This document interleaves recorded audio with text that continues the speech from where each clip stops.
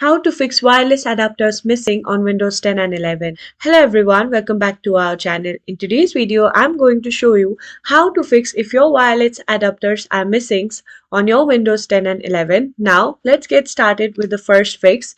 You need to simply go to your search, and once in the search, you need to type Device Manager. Then you need to simply go ahead and click on Open. Now that you are here, you need to simply click on Network Adapters, and from here, you need to go ahead and find the adapter, and once you find the adapter, you need to right click on it, and from here, you will see an option that says Enable Adapter. You need to simply go ahead and click on Enable that.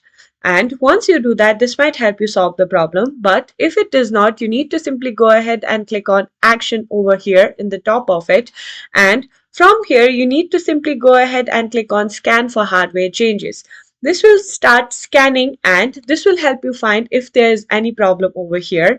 But if this also does not help, you need to simply head over to your Start option, and from here you need to go to your settings. Now that you're in the settings, you need to simply click on Network and Internet. From here, you need to scroll down and click on Advanced Network Settings. And once you do that, you can see an option that says Network Reset. You need to simply go ahead and click on that. From here, you need to go ahead and click on Reset Now. And that's it. I hope these tricks help you solve the problem. If it did, please give us a thumbs up, subscribe to our channel, and I'll see you in the next video.